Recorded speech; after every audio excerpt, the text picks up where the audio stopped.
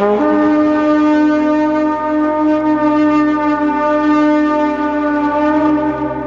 is this?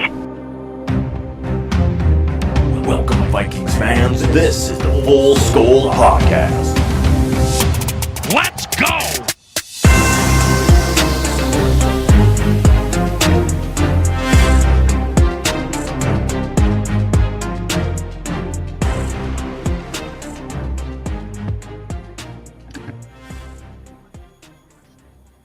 All right, here we go. For the final episode of the 2025 season. Long overdue, but there is a little bit of a reasoning behind it, which we will get into. We just kind of waited. Weren't able. We were originally going to do it the immediate night following the last game, the last victory, as we won out and finished with a winning season. For all the good that it did us, but I wasn't able to do it. So then life lifed, and they were like, "Well, should we do it?" And we're like, "Oh, no, let's wait." Now all the coaching things are up in the air, and blah blah blah blah blah. And so So, anyways, we finished the.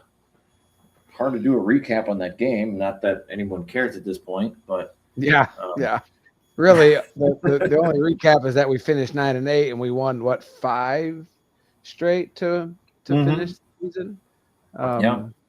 So definitely finished on a high note. Other than the fact that JJ McCarthy got hurt again, I mean, that's kind of a re-injury, technically. Yeah, his hand was already banged up, and then it got re-banged up. It probably never was 100%. No, for sure. Yeah, no doubt. And we're watching Sam Darnold as we record. So yes, we're watching the NFC Championship game, and second half's just getting underway. So, hate to pull against him, but kind of pulling against him. I'm not so much. I mean, I am kind of rooting against him, but honestly, I'm not rooting against him. What I'm rooting against is all the stupid Vikings fans that just keep saying, "Oh, should have kept Darnold. Should have kept Darnold." We listen. It's so stupid to keep beating this dead horse. We gave him an offer. He found a better one. He didn't want to be. He didn't take it. We couldn't pay him what he got. He didn't want to be in a quarterback controversy. He wanted to be a starter. He found a team that wanted him to be the starter. Paid him a lot more than we were going to offer him. Good for him. Stop saying we should have kept him. Let's just not. Yeah, and who's to say? I mean, that's the thing. Who's to say? He still would have had a beat up O-line like McCarthy. And we're still playing. It's a totally different schedule. I mean, there's so many variables to that. Okay, he had a great season. Yeah, he's playing for the NFC Championship game, and he might even be going to the Super Bowl, and he might even win a Super Bowl. But that doesn't necessarily mean that he would have done that for us. I mean, you never know. Different division. He had a much weaker schedule. Yeah. The Seahawks had one of the weakest, strength of schedules, I think. Yeah, because they were dog shit last year. Most of the teams that made it in the postseason had terrible seasons. Well, I know, a lot of Denver and Patriots, New England, and the Carolina, the Bears, all fourth place schedules, third place schedules. So I don't know what the Seahawks were, but whatever. Good for him if he makes it. Whatever, it doesn't change the fact that But I've already seen it on the NFC Trash Talk Facebook page. I bet Vikings fans are salty they let him go. No, whatever. I don't. No, we did what we did. They offered him money. They offered him the money, and he didn't take it. And he went to. It was his choice. Yeah. It wasn't like we just let him go. We offered him a contract, but he decided to go to Seattle, which is his right. He was unrestricted free agent. So, my God, you got to be shitting me! They just fumbled the punt. Seahawks just got it. Oh my God. Anyways, it's so stupid.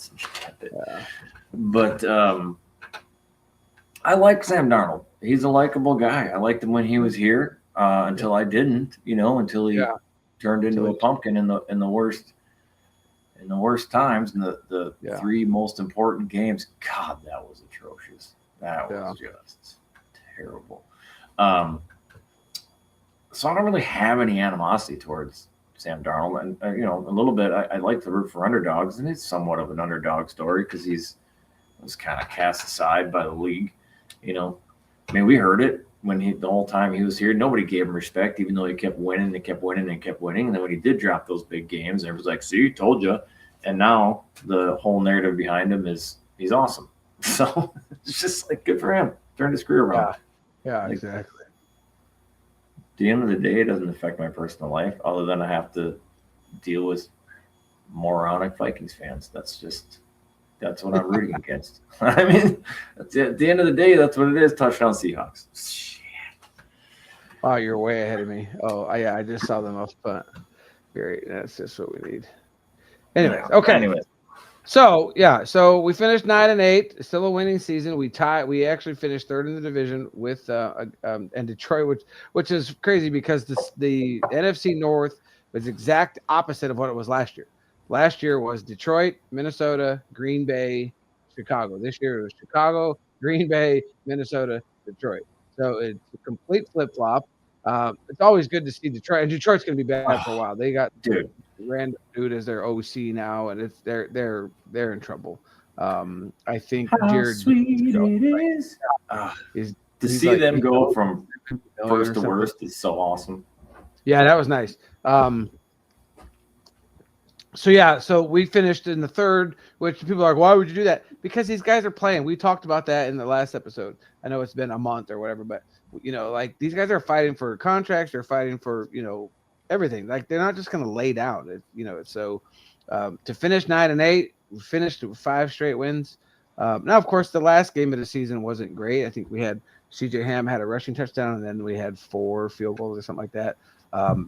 Green Bay didn't play their starters because they didn't change anything. They were already in, which they only played one more game than us. Of course, Chicago won their first game, and so they got to play an extra game. But nobody's left in the NFC North, so whatever. It is what it is. So we'll be back next year, and we have an easier schedule. So we'll dive into that as well. So, but like we kind of alluded to in the beginning, we were kind of waiting to see what was going to happen with Brian Flores. Once we kind of missed that window of right after the game, then I was like, why don't we just wait and see kind of what's going on? And first it was like, well, let's wait a week. And then once that didn't happen, then we just never came around to it. So, but now as we stand right now, the 2 spots that we were kind of nervous about, the Baltimore Ravens and the Pittsburgh Steelers, have hired head coaches. Brian Flores has signed an extension, which was kind of the first extension that I've ever seen of that. But of course, I don't know that I really followed coaches' contracts until we started doing the podcast. But he signed a 3-year extension, and I haven't seen any number or anything like that. But there was a caveat that if he got a head coaching position, that I guess he could leave. But the 2 and I did see Shefty when they announced today that Mike McCarthy is now the head coach of the Pittsburgh Steelers, that Brian Flores was, between him, McCarthy, and one other guy, they were there for second interviews, and he was in the running for the head coaching job. But apparently the ownership of Pittsburgh does not want to do like a rebuild, didn't want to start over. They didn't want to start with a young coach. They wanted somebody that was proven that could come in and win. And there's, I don't want to say speculation, but of course McCarthy coming back, who knows what that does with Aaron Rodgers now, because obviously him and Aaron Rodgers they won a Super Bowl together in Green Bay and all that kind of stuff. So does that sway him to come back to Pittsburgh, which you won't know until beginning of training camp, because that's Aaron Rodgers. That's every year. It doesn't matter who the coach is. But anyway, so that being said, Brian Flores, already is in place as the DC, and Mike Pettin, who was apparently the assistant head coach, which you never heard anything about him during the season, but he was entitled assistant head coach. He stepped down. He retired from football this year. So I don't know. I haven't seen any, and I've looked, and there has been no. Do you have any inside information, or do you have any details on Flores' contract, or no? I don't really have any details on the contract, but with what's that, Patine or Pettin? I don't know how you say his last name. Yeah, I don't know. I think it's Patine, but I could be wrong. There was no love lost between him and Flores. Like he had kind of an exit really? interview. Yeah, and he's like, I'm just gonna leave that alone. There's no need to Really? say something or whatever. He didn't say anything, but he alluded to the reason I'm not saying anything. Is the whole if you can't say anything nice, don't say anything at all kind of thing. They asked him about Flores, you mean? Yeah. Oh, wow. So he was not a fan of Flores. Huh. Okay. So that kind of confirms something to me though about Flores, and I'm okay with it because he's awesome and the product he produces is great. Mm-hmm. But I do have a feeling he is a pain in the ass. Yeah, I mean, I think like social, kind of politically, I bet he's kind of a pain in the ass. I mean, he's suing the league for racism in a league dominated by black people. like three or four teams, I think, specifically for not giving their thing, which is insane. The whole Ryan Clark nonsense about Mike Tomlin and saying that, if he was a white coach, we wouldn't be having, he wouldn't have left. Like, shut up, dude. He was there 19 years. Mike Tomlin, black, white, purple, green. He was an amazing. I like him. As a coach. I love Tomlin, dude. He's in a tough spot because I think he's only ever had a winning record, and but could never get over the hump. And at some point in time, as an organization, what do? You just keep doing that, or do you try to shake things up? I don't know that that's the right move. I don't know that I would have fired him because. Yeah, I don't think McCarthy's going to be any better. Well, I mean, that's the thing. It's like, okay, well, you have a winning coach. It's like, there's so many X factors in the game of football. It's like, do you get rid of your steady Eddie for a maybe? Like, I don't like that risk. I don't like it. I would have kept him myself. I don't know. Did they push him out because he stepped out? Was it right on the wall? Maybe. I don't know. Maybe he was done with them. Yeah, he didn't. It wasn't like the reports that I've seen was that he wasn't fired. He retired. He stepped out. Like he's like, I'm done. And now maybe they was getting pushed out. I don't know. Maybe he felt the pressure and they're like, hey man, this and this. So he's just like, you know what? It could be. But it could be something too. Maybe he didn't have as much power as he wanted, and maybe he was already fighting with them and maybe in his mind he's like, listen, I could get it done if you guys would listen to me and get the players that I want or do this or do that or whatever. But who knows? We weren't there. I'm not a Pittsburgh fan. I'm not privy to the ins and outs, what's going on over there. But I never had a problem with it. I always kind of liked him as a coach, honestly. I always liked Tomlin. Yeah, I thought he was and I thought he was.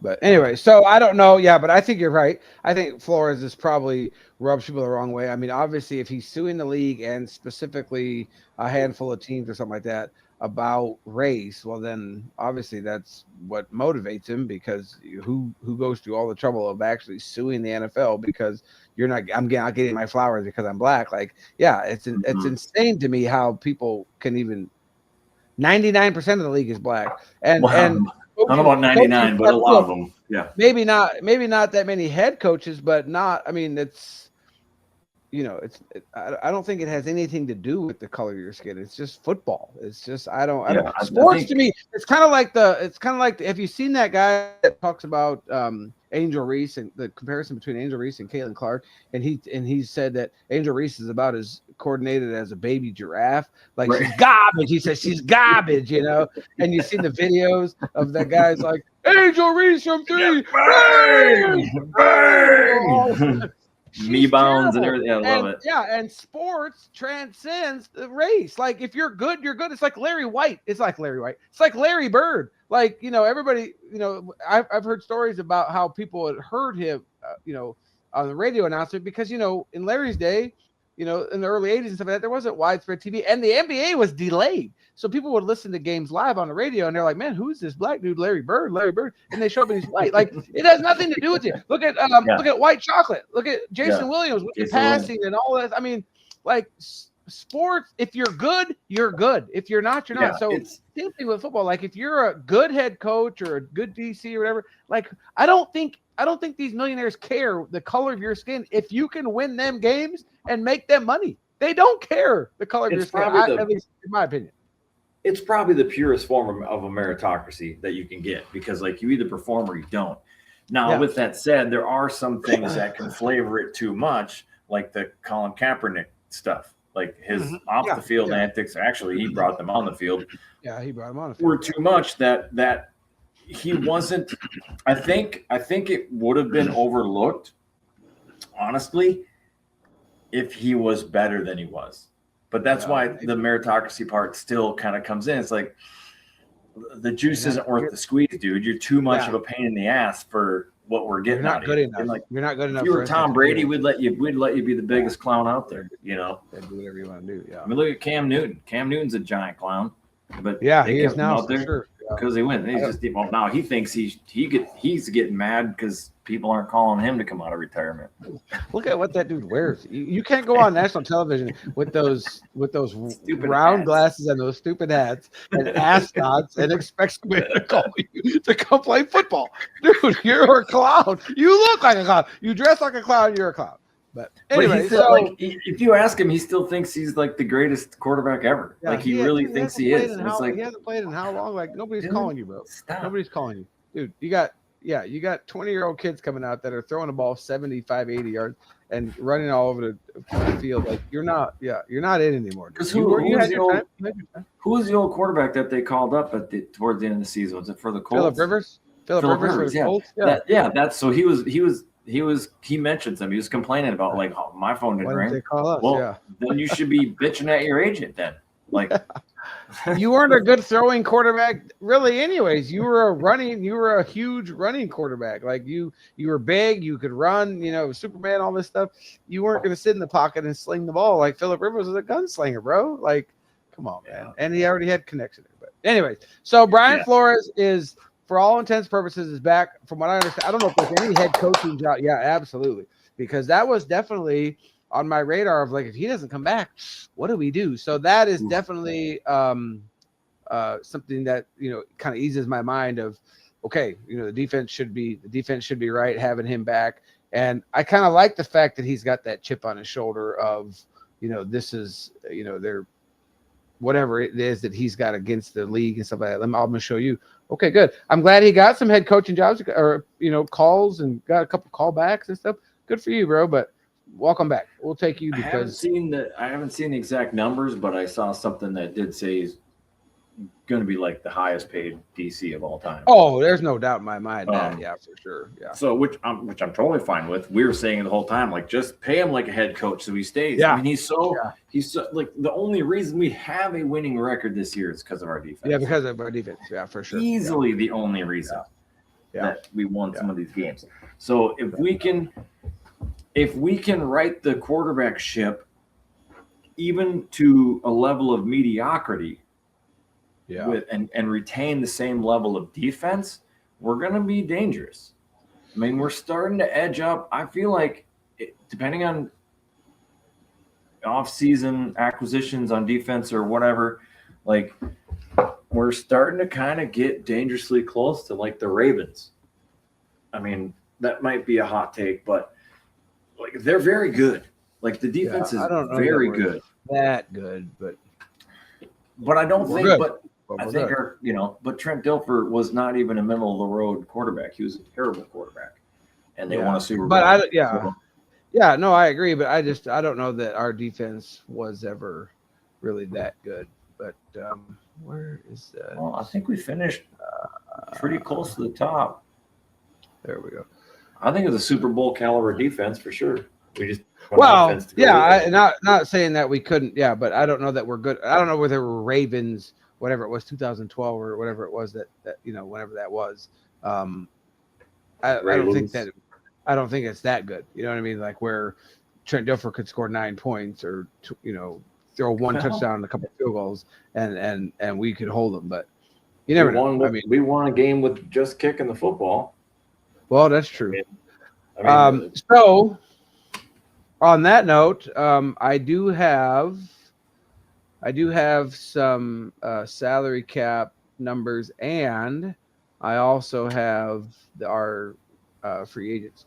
So, according to the AI overview of Google and my Chromebook, the Minnesota Vikings faces significant 2026 salary cap crunch, projected to be between $37 million and over $50 million over the cap, ranking among the bottom 3 teams in space. Major cap hits include Justin Jefferson, T.J. Hawkinson, and then in parentheses behind Hawk is 21.3. He's gone. I'm afraid to tell you, Sabretooth is gone. And Brian O'Neill. The team is expected to address this through veteran cuts and contract restructures, as the situation is considered manageable rather than a crisis. Projected key 2026 salary cap details.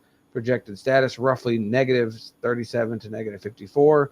Total cap liabilities over 350 million. Highest key high salary players: Justin Jefferson, T.J. Hawkinson, Brian O'Neill. Potential relief: cutting T.J. Hawkinson could save $16 million. Which I'm not too surprised he doesn't restructure. Well, I think that he's going to be cut, him and Aaron Jones, because they didn't play in the last game of the season and there was no reason. And I've seen speculation that's the reason they didn't play him, because they didn't want to, because they knew that they were going to go on and they didn't want to take a chance of getting hurt. I don't know. I mean, that's just some of the reports that I saw early on after the game. Like, why didn't they play? So here is what we have as far as free agents. CJ Ham, which, he retired. CJ Ham retired. That was the last game. We talked about that and all that kind of stuff. Eric Wilson, linebacker, we brought him in on a 1-year contract.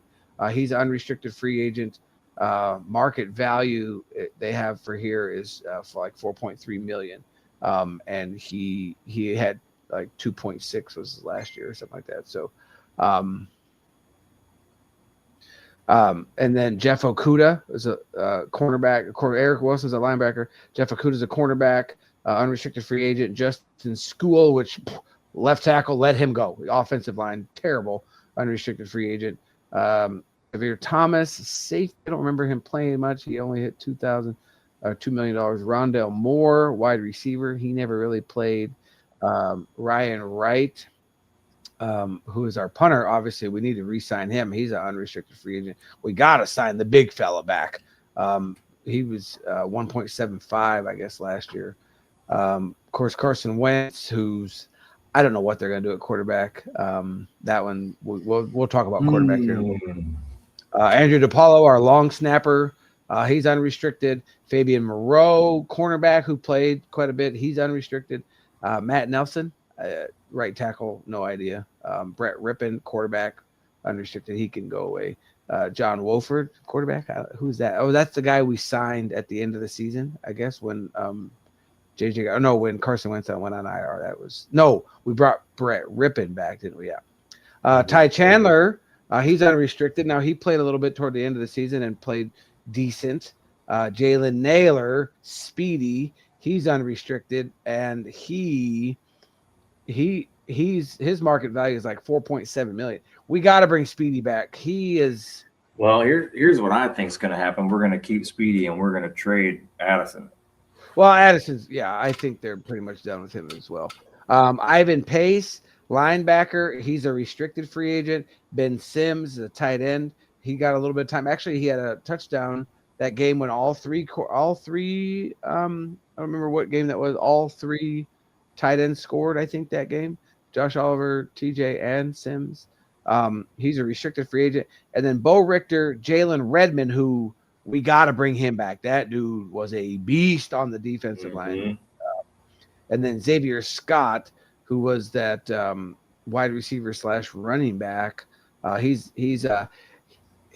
are ERFAs, which I had to look that up because I had no idea what that meant. And what that means on an AI overview here on the new iPhone 17 Pro Max, an exclusive rights free agent. Exclusive rights, ERFA. The NFL is a player with an expired contract and fewer than 3 accrued seasons.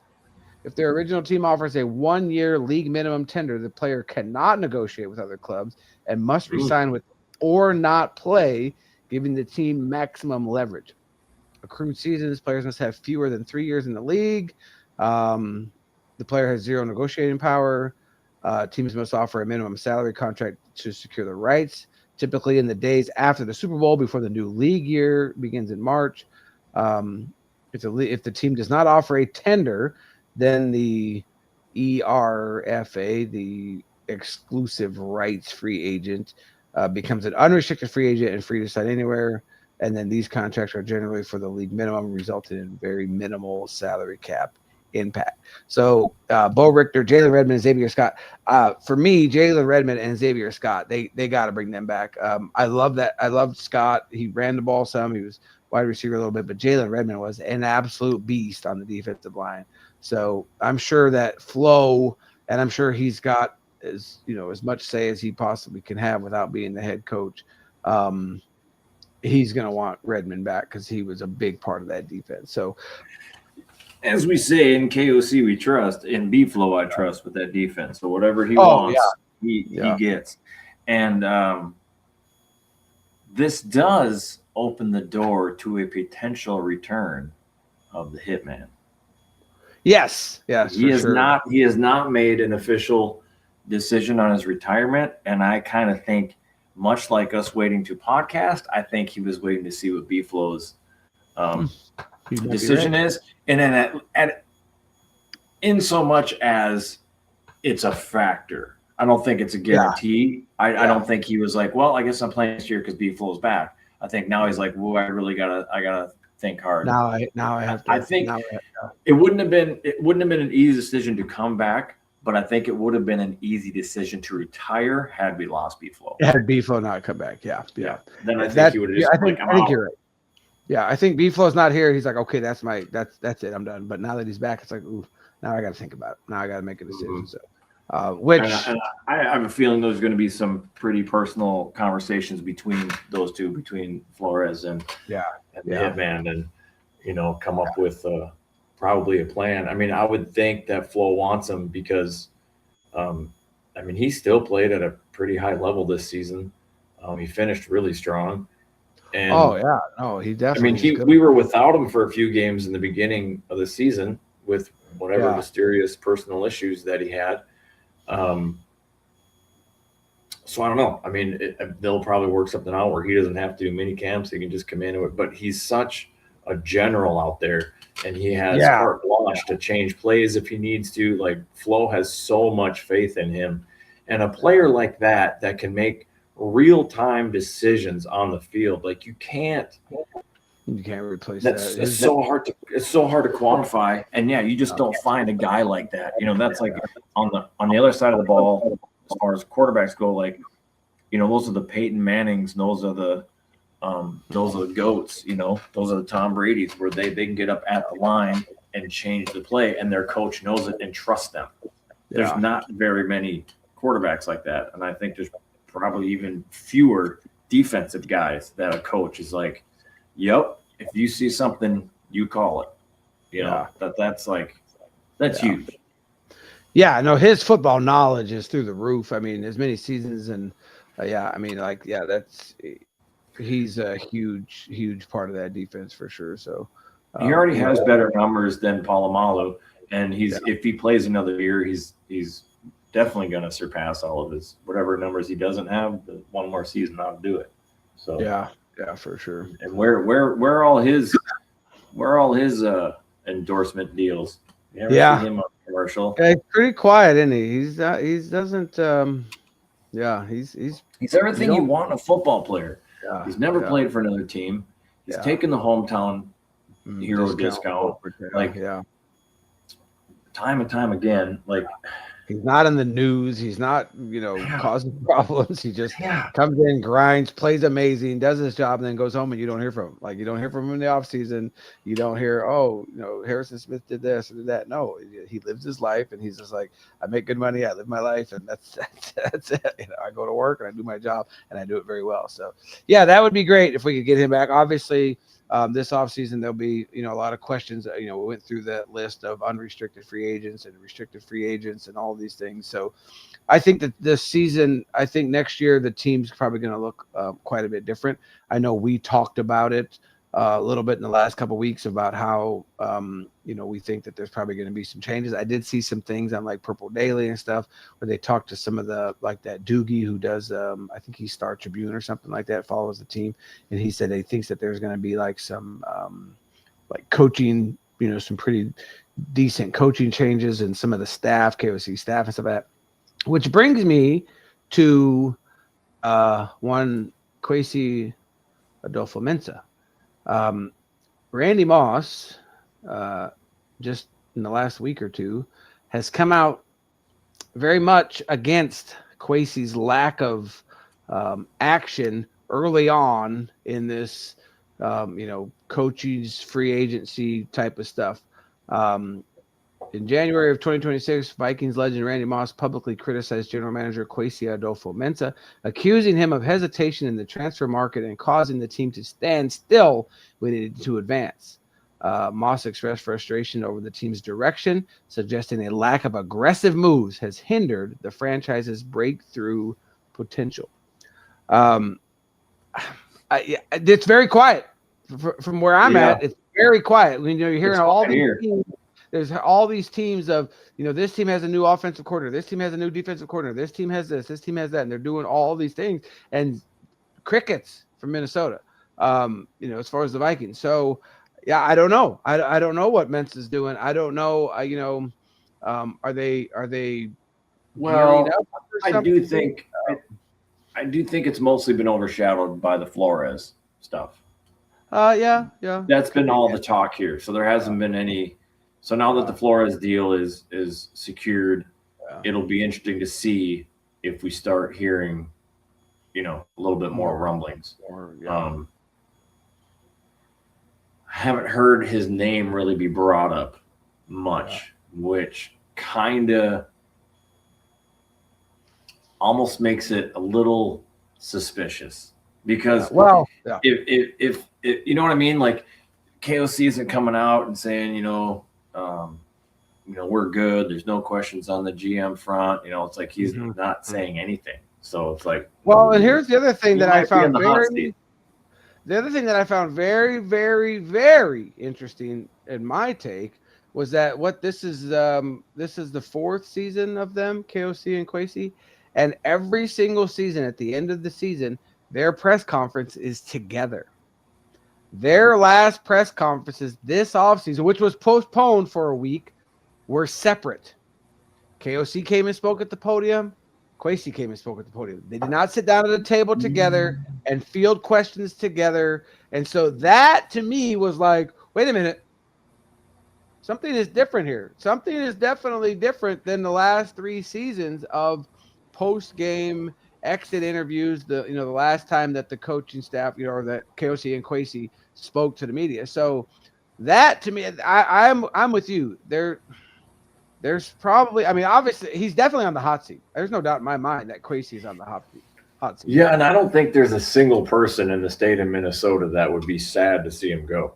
He hasn't done, back to like it's a meritocracy. He hasn't done anything. Yeah, honestly, I do think, he has been decent in free agency. I do think he unfairly has been criticized for his free agency because some of his free agency moves and even some of his draft picks. His draft picks have turned out. Dallas Turner seems to be working out. Naylor's one of his. We have to.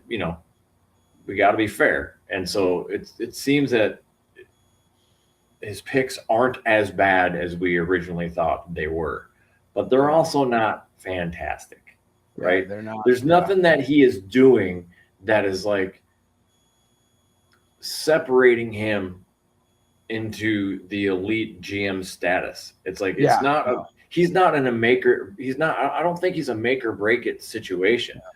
But I do think there is pressure within the organization, and if the Wilfs made any sort of sacrifice, he'd be the first head to roll. Yeah, for sure. I think so too. He's not making a name for himself as being good.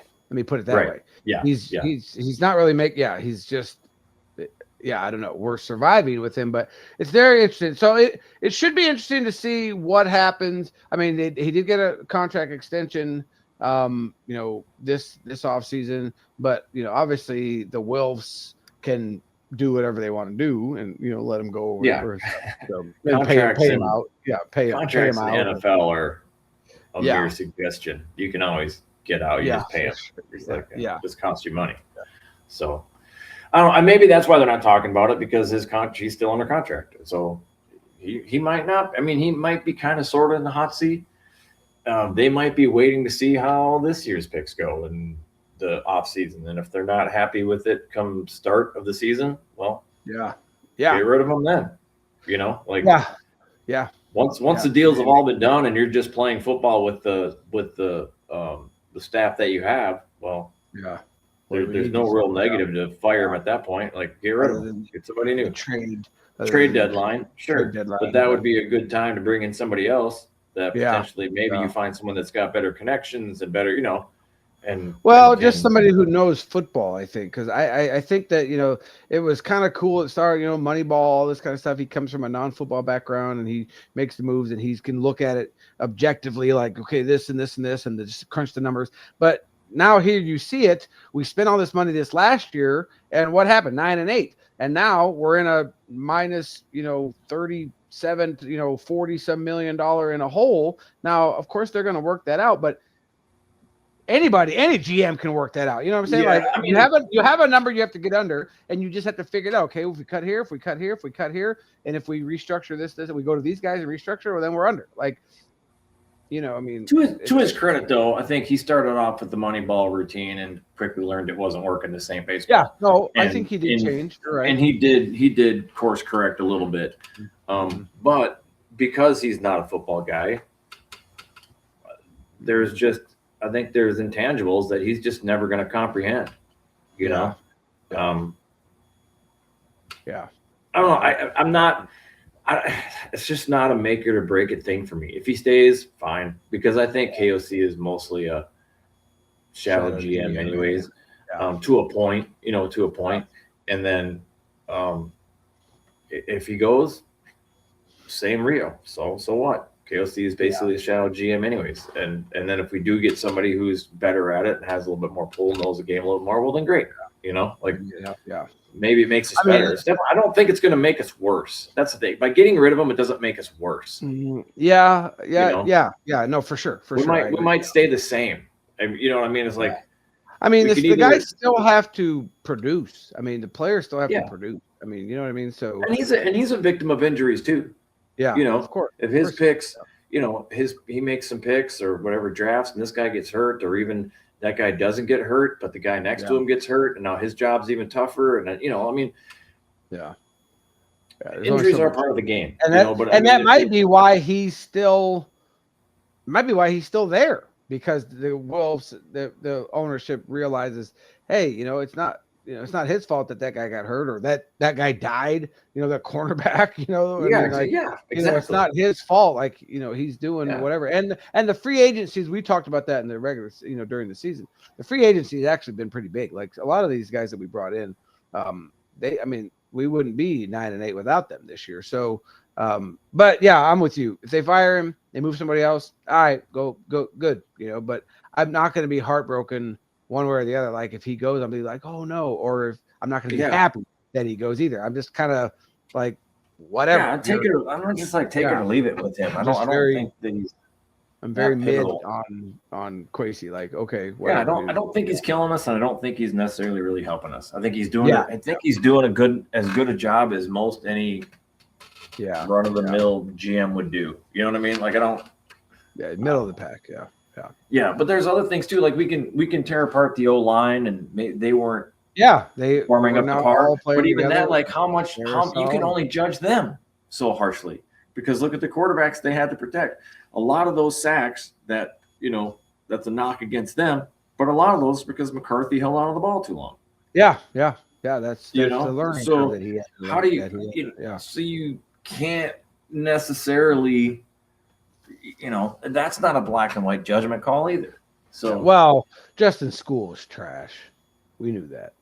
Yeah, we can definitely. There's definitely improvement to be made, and I think if anything, the biggest flop, of course, was at the quarterback position. But the second biggest flop was going into it through preseason, going into the regular season. We were kind of on our high horse about how much we upgraded our O-line.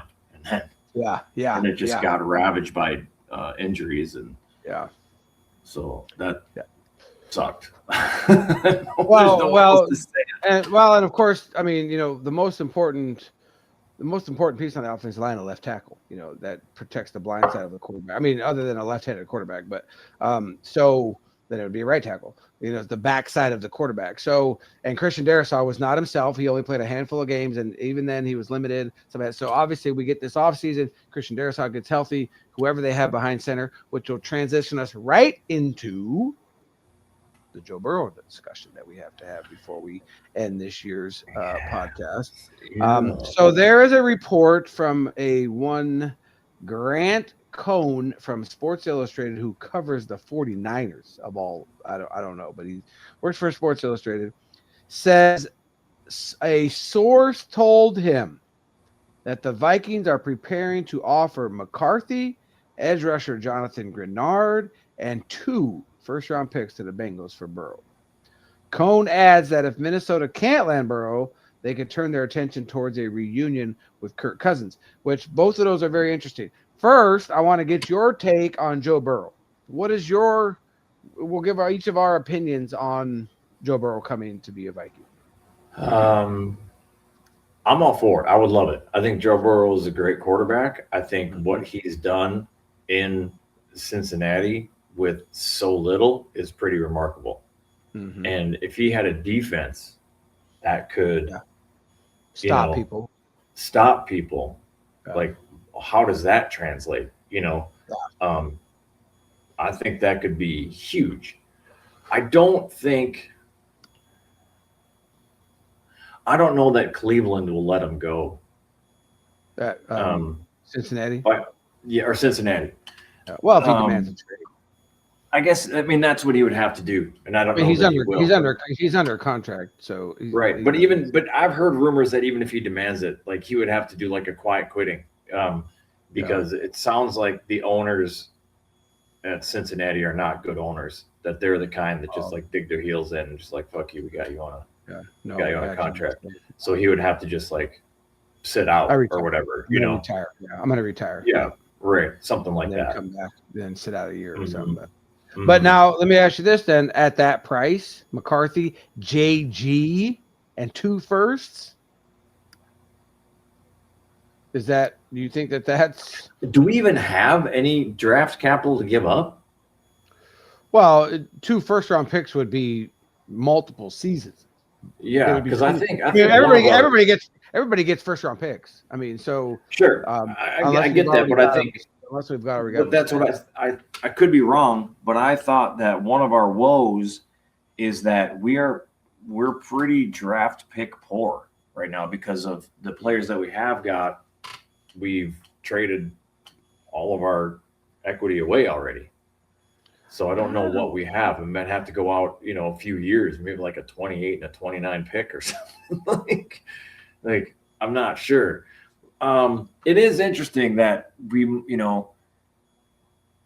I don't know how I feel about getting rid of McCarthy. And I know a lot of people would be happy to see him go, but I have this like sneaking suspicion that, and maybe it's just my Minnesota sports trauma talking, that we get rid of McCarthy and then 5 years down the road, he comes back to be a thorn in our side and he's just balling out of control. And then you're going to hear the same stupid idiots just like, we should have kept McCarthy. And, it's like, but then also we're built to win right now too. Yeah. Especially with the defense. Yeah. Do we want to wait to develop McCarthy, or we can have Burrow come in and just lead us to the promised land?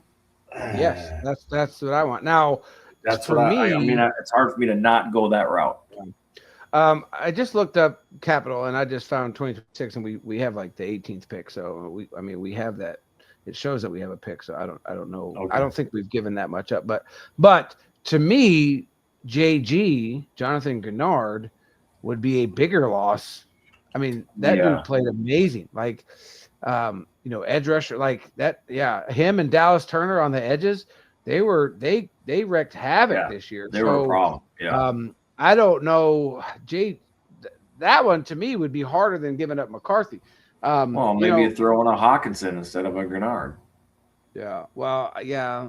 I don't know. I don't want to see Hawk go, but yeah, he's from what I think he's gone. But I don't know what that looks like on a trade. How much of the draft cap or how much of that hit do we have to take if we trade him, based on the salary as opposed to just releasing him?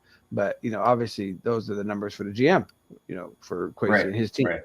But so for me, if we can get Joe Burrow, 100%. I think we're ready to win now. I don't really care about the future that much. You and I are in our 50s. Do we have, if we got at least 30 more years. 30 years. If we give McCarthy up, if we give McCarthy 5 years and he doesn't pan out, then that's 5 years. Then what do we do? Then we have to wait again for our young quarterback, or do we get a proven quarterback to come in? So for me, Joe Burrow that'd be it. I mean, that would be, and then of course, if something like that were to happen, and we couldn't win, then I think KOC and Quasi are both gone. If they were to somehow bring in Joe Burrow and we did not win a title in 3 years, when their contracts are up, they're gone. Because hey, we gave you Joe Burrow. We gave you, because I think he's a phenomenal quarterback. I think he's a all-pro, soon to be at one point a Hall of Famer if he gets there. Does he have to win a title to be a Hall of Famer? Dan Marino didn't. He's definitely in the Hall of Fame now. Is he going to put up those kind of numbers?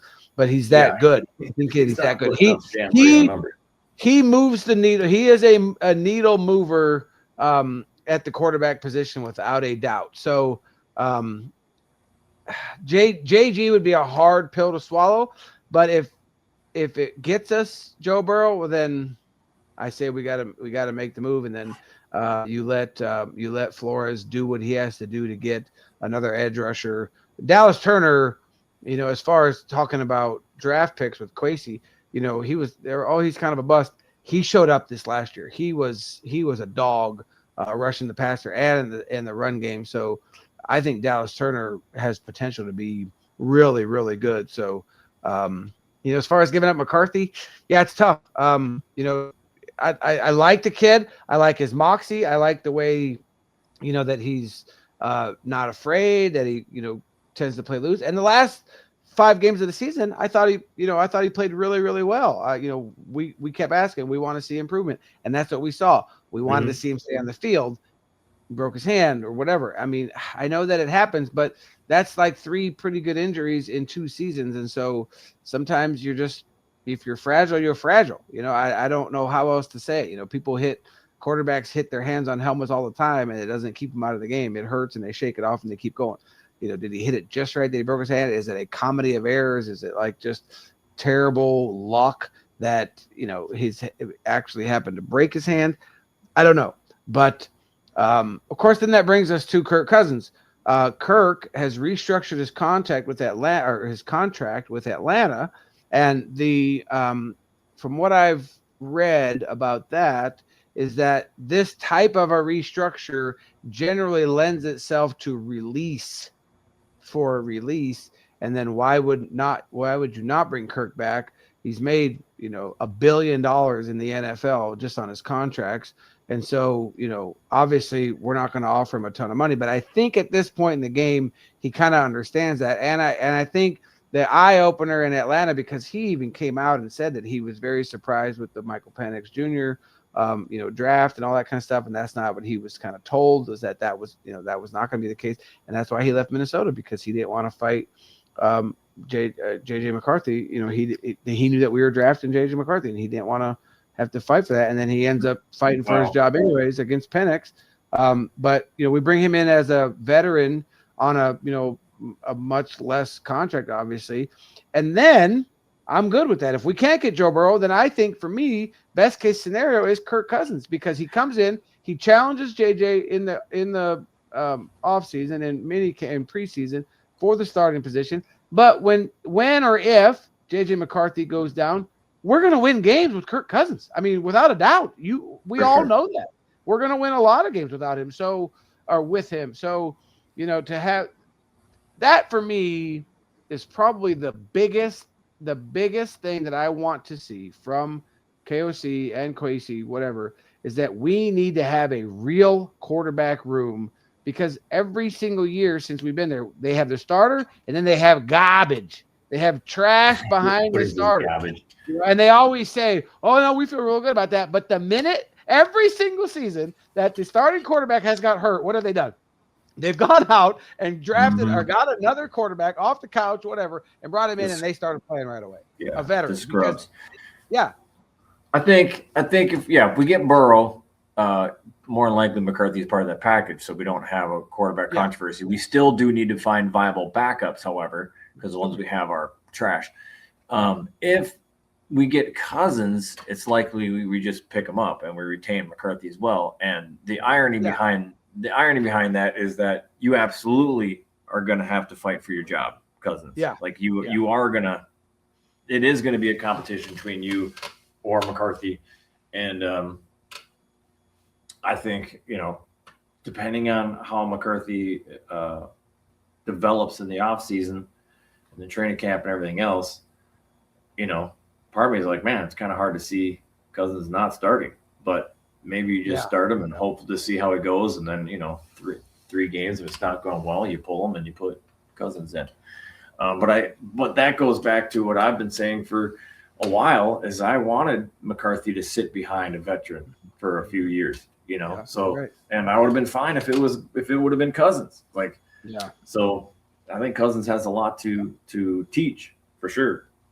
Yeah, for sure. So as far as the Joe Burrow, for me, if we can get him at whatever cost, let's do it.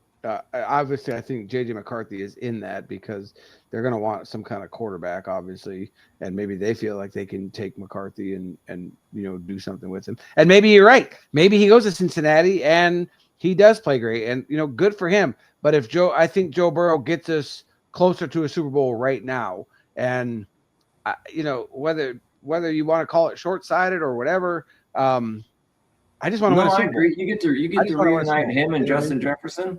He's playing with his college teammate now with Jamar Chase, but Joe Burrow is definitely not happy there. But I also have seen conflicting reports of, that's not going to happen. Joe Burrow's not going anywhere. He's going to stay here. Like, this guy's crazy. That's kind of my gut feeling. I don't think he's going. I don't think we're going to get him. But I don't really think so either, because I haven't really heard any real credible. I mean, this guy's the only guy that's ever really put any kind of steam to it, working for Sports Illustrated, Grant Cohn, and apparently he follows the 49ers. So who is his source in the Minnesota Vikings organization that says this? You know what I'm saying? Mm-hmm. Now, of course, the ones that are saying no are kind of in the Cincinnati, Ohio area. So, of course, they're going to say there's no way we're going to let him go because they don't want to let him go. You know what I mean? Like, and rightly so, because to me, Joe Burrow is if there's tiers of quarterbacks, Joe Burrow, Josh Allen.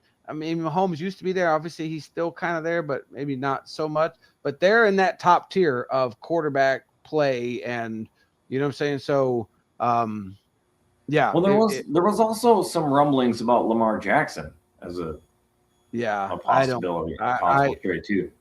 Yeah. Now, if you were to ask me my opinion on that, I'm going to say no, because what I'm hearing from that is that it's not good there. It is not. The rumors of him, skipping meetings, and the reason they have meetings later or practices late in the afternoon because he can't get out of bed and all this kind of stuff. I'm hearing that there's some steam behind that. Like, there's a little bit of there's some smoke there, and there's definitely some fire. So that he kind of pushed Harbaugh off, which I'm like, how do you let go of John Harbaugh? I mean, that dude, and he was out of job for 2 days before they picked him up. And I was glad that he did not, because there was rumors also or rumblings about maybe the Packers letting LaFleur go, and that, which thankfully they re-signed him because we can beat LaFleur, no doubt. Right. But I did not want to see John Harbaugh come to Green Bay because – wow, he turns that around. And I have the Giants with Bo Nix. I mean, Jackson Dart, and then that Cam Scadaboo who broke his leg. That dude is going to be nasty. That running back. They have a real good defensive guy too. I can't think of his name now, but they have some weapons there in New York. So look out for the Giants. Probably not this year, but going forward, John Harbaugh is going to turn that franchise around, no doubt in my mind. So, well, you bring up another good point too, and it sucks because these don't just grow on every tree on the block. But man, do we need a good running back? There's all these trends in the NFL, and we kind of got away from the running back heavy offenses and went to this West Coast offense and pass, and now it kind of seems it's starting to vibe back the other way. And the problem is the talent isn't there. If it goes running back heavy and you're one of the few teams that has a marquee running back, you're going to dominate, and I don't know where we just go magically find one of those, but we need a healthy running game. You have to have it. You have to have it for the play action. You have to have it. Yeah. Yeah. It'd be great if it would be like the thing in our, but you gotta get a running back core that's at least good enough to sell the play action. Well, and that, and I think you're right. I think that we're starting to see that trending more and more of running backs being a bigger part of the offense. And I think that's because the defenses have adjusted to that throwing the ball all over the field kind of mentality, because that's where the NFL has gone. So now the defense has adjusted that. So now they're not so much in the box because they have a lot more, nickels and cover twos and, safety helps. Yeah, you spent your money on cornerbacks and you spent your money on safeties, and then you scheme for those things too. Well, then for sure. Yeah. Well, now your line gets weaker, overlooked or whatever. So then, offensive coordinators can exploit that weakness. And now you find these teams where they have a good running game, they just pound it. And it's like, why would you stop? I mean, if you can't stop it, then why would you? Yeah, for sure. Look at the Eagles, with exactly.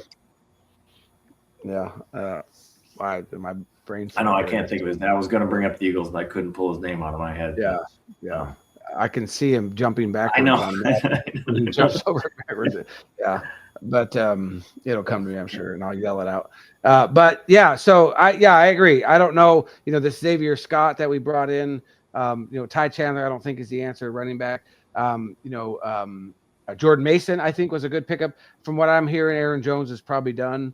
And so Jordan Mason, I thought, was good. But, I don't know that it's good enough. But, you can't have marquee players at every single position. I mean, you know what I mean? Like it's just for sure hard to pay for. It's hard to pay for everything. Yeah. So, and the good thing about McCarthy, because I would say probably in my mind it's 70-30, maybe even 80-20. McCarthy's going to be our quarterback, or at least he's going to still be on the roster. Whether we get somebody that's fighting for the job with a Kirk Cousins or somebody like that challenges him, but he can move. That's the one thing that we're like Kirk Cousins, can't. And Joe Burrow can move too. So that would be something that would kind of help in that as well. But it's not play action.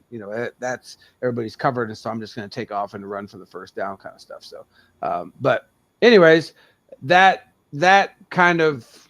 I think that probably covers kind of like the quarterback. That's something that I would like to see, that we need to have going into the season, a much deeper quarterback room with viable options to where and if and when quarterbacks get hurt, we have somebody that can step in that can still win this game, that just doesn't come a train wreck. Well, there needs to be a lot of work. There's a lot of work that needs to be done in that quarterback room. I mean, there's just I think the fire. Like I said, even if we retain. Well, there's no reason not to. You're not going to get any. You just cut them. You're not getting value for any of our backups. They're all trash.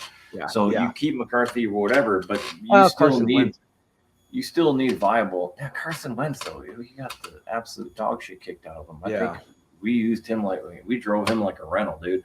You're right. Wow. Yeah, that was pretty bad. Dude, ain't no way, dude. That oh man, drive it like you stole it. Yeah. It's bad. So I would just you just got to clear cut and burn on that, and then hopefully we get keep a viable- McCarthy, get a and then we viable backup. start bringing in 2 or 3 other guys to fight for the position, and then one of them being a good strong. Okay, yep, he's the clear backup, and he's going to win us some games if something happens to McCarthy. Which, well, I definitely think best case scenario. I mean, if you can't get Burrow, which I think is a long shot, best case scenario is Cousins, in my opinion, for sure. Yeah, no, I think so too. I think so too. I think that would be my, like you say in the South, if I had my druthers, I'd rather have Kirk Cousins come and be our quarterback or our backup from behind JJ and push him a little bit and teach him a little bit, and then JJ can still grow, but then if he struggles, well, then you bring in Kirk Cousins and we win games with that. While he's learning. But anyways, I wanted to look at the next. We do have the opponents for next year. We don't know the schedule exactly, like when we're playing and all that kind of stuff. But we do have our opponents, so I wanted to run through that before we end it. I know we're already an hour, but this is our last episode for the season. So home opponents, of course, Chicago Bears, Detroit Lions, Green Bay Packers. The NFC North is our home games. And then we have the Falcons, which with or without Kirk Cousins, Michael Penix Jr., whoever that is, Carolina Panthers, who went to the playoffs with who is their quarterback? Will Levis? No, not Will Levis. Anyway, I can see it from the NFC South. And then we have the Buffalo Bills and the Miami Dolphins from the AFC East, which the Dolphins are terrible. The Bills, obviously, Josh Allen at home, so that'll be nice. And then the Washington Commanders of the NFC East and the Colts from the AFC South. Washington and Indianapolis finished in the same place in the division as the Vikings finished in the NFC North. So that's the third place schedule for the home team, or for our home games. The road opponents, of course, Chicago, Detroit, and Green Bay being in the NFC North. The Saints, Tampa Bay Buccaneers, of course, who went to the playoffs as well. New England Patriots with Drake May, who's going to the Super Bowl. Now, which was amazing to see today, Sean Payton lose, because I still hate that dude. And then the Jets who are a train wreck, and then the San Francisco 49ers with Christian McCaffrey, and that's on the road. So we'll go to New England, we'll go to Candlestick or whatever they call that now, San Francisco. I don't know what they call that park, but so those are our home and away opponents for the 2026 schedule. The draft is in March in Lambeau, I believe. No, it was in Lambeau. Wasn't it in Lambeau last year? No, it was in Detroit. It was in Detroit, yeah. Thursday, April 23rd through Saturday, April 25th. Where is it going to be? I'm pretty sure that it is in Pittsburgh. No, it wasn't in Lambeau last year. You're right. It was in Detroit 2 years ago. Okay. When we drafted JJ is when he was here. Yeah. So the 2026 draft is in Pittsburgh. So that's on the horizon. Obviously, the our free agents, all that kind of good stuff. So I guess that's really, for me, about covers the season. And I don't know if we want to give our final takes on the season, or if there's no. I mean, it didn't go the way we had hoped. We were totally off on our predictions, which we usually are. Or 13-4. Whatever it was, we're homers. What are you gonna do? Didn't pan out. We finished strong. Didn't matter. But I mean, I guess having a winning record is better than not. We swept the Packers. We swept the Packers, and Detroit finished dead last. We beat Detroit in the division. Those are two great things. And we had a winning record. After going after being 4-8 at one point, we finished 9-8. We won 5 straight. So for not making the playoffs, that's about as good of an ending as you could hope for. Yeah, sure. We didn't lose out, even though there's that you get the better draft pick and weaker schedule, blah blah blah blah blah. But it's just not the Viking style. We just don't do that. We just and I'm good with that. We're always competitive, which makes it tougher. But someday, maybe next year, Joe Burrow will be hoisting that Lombardi trophy for us. We shall see. But until next year, faithful. See you bye. And I tell you guys I love you. I mean it from the bottom of my heart. And that will never change. I will ride with this group until they don't let us play more games.